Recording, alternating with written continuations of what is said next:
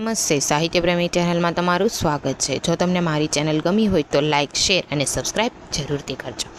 આજે વાત કરવી છે ખોડલ એટલે કે ખોડિયાર માતાજીના પ્રાગટ્યની। તેમના પ્રાગટ્ય વિશે અનેક લોકવાયકાઓ પ્રવર્તે છે। તેમનો જન્મ 7મી સદીમાં મહાસુદ આઠમના દિવસે થયો હોવાનું માનવામાં આવે છે। ભાવનગરના બોટાદ તાલુકાના રોહિશાળા ગામે મામડિયા નામે એક ચારણ રહેતા હતા। તેમનો વ્યવસાય માલધારી અને ભગવાન શિવના પરમ ઉપાસક હતા। તેમના પત્ની દેવળબા પણ ખૂબ જ માયાળુ અને ઈશ્વરની ભક્તિમાં લીન રહેવાવાળા હતા। તેઓ માલધારી હોવાથી ઘરે દૂધણાને લીધે લક્ષ્મીનો પાર ન હતો, પણ ખોળાનો ખૂંદનાર નહોતો તેનું દુઃખ દેવળબાને ચાલ્યા કરતું હતું। મામડિયા અને દેવળબા બંને ઉદાર, માયાળુ અને પરગજ્જુ હતા। તેમના આંગણે આવેલો કોઈ દિવસ ખાલી હાથે કે ભૂખ્યા પેટે પાછો ન જાય એવો આ ચારણ દંપતીનો વણલખ્યો નિયમ હતો। તે સમયે ભાવનગરના વલ્લભીપુરમાં શિલાદિત્ય નામનો રાજા રાજ કરતો હતો, જેને મામડિયા ચારણ સાથે ગાઢ મિત્રાચારી હતી। મામડિયા ચારણ ન આવે ત્યાં સુધી શિલાદિત્યને દરબારમાં જાણે કે કંઈક ખૂટતું હોય તેમ લાગતું। વલ્લભીપુરના રાજવી શિલાદિત્યના દરબારમાં કેટલાક ઈર્ષાળુ લોકો પણ હતા। તેમને રાજા અને મામડિયા વચ્ચેની મૈત્રી આંખમાં કણાની જેમ ખૂંચતી હતી। એક દિવસ રાજાના મનમાં બહુ ચાલાકીપૂર્વક એવું ઠસાવવામાં આવ્યું કે મામડિયો નિસંતાન છે, તેનું મોં જોવાથી અપશુકન થાય છે, જેથી ભવિષ્યમાં આપણું રાજ પણ ચાલ્યું જશે।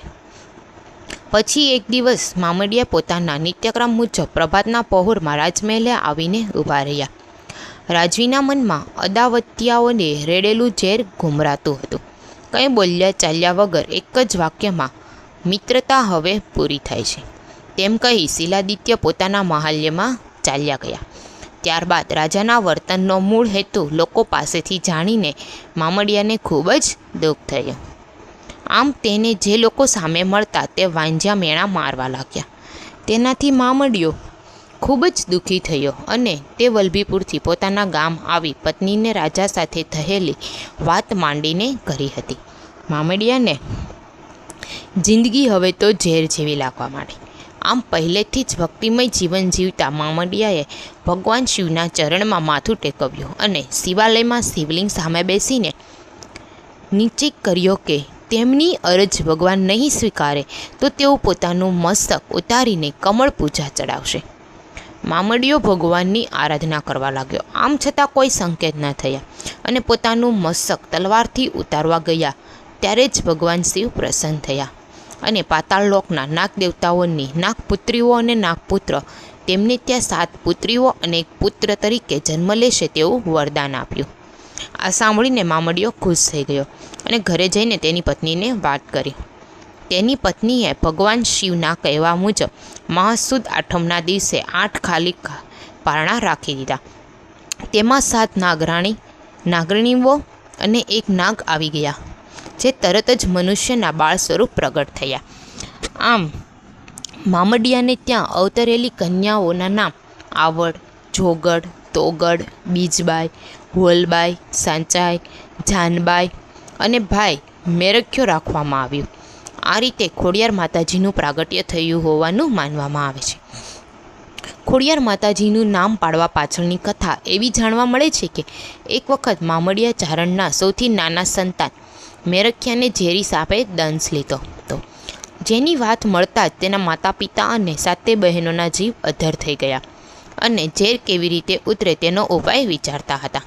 તેવામાં કોઈકે એવો ઉપાય બતાવ્યો કે પાતાળલોકમાં નાગરાજા પાસેથી અમૃતનો કુંભ સૂર્ય ઉગે તે પહેલાં લાવવામાં આવે તો મેરખ્યાનો જીવ બચે તેમ છે। આ સાંભળીને બહેનોમાં સૌથી નાના એવા જાનબાઈ પાતાળમાં કુંભ લેવા ગયા। તેઓ જ્યારે કુંભ લઈને બહાર આવતા હતા ત્યારે આવતી વેળાએ તેમને પગમાં ઠેસ વાગી અને તેમને ચાલવામાં તકલીફ પડતી હતી। આવું બન્યું ત્યારે તેના ભાઈ પાસે રહેલી બહેને જાનબાઈને જોઈ કહ્યું કે આ જાનબાઈ ખોડી તો નથી થઈને? ત્યારે ઝડપથી કુંભ લઈને આવી શકાય તે માટે જાનબાઈએ મગરની સવારી કરી, જેથી તેમનું વાહન પણ મગર જ છે। જ્યારે તેઓ પાણીની બહાર આવ્યા ત્યારે ખોડાતા આવતા હતા ત્યારથી જ તેનું નામ ખોડિયાર પડ્યું અને ત્યાર પછી લોકો તેને ખોડિયારના નામે જ ઓળખવા લાગ્યા. ફરી મળીશું સાહિત્ય પ્રેમી ચેનલમાં. સબસ્ક્રાઈબ જરૂરથી કરજો.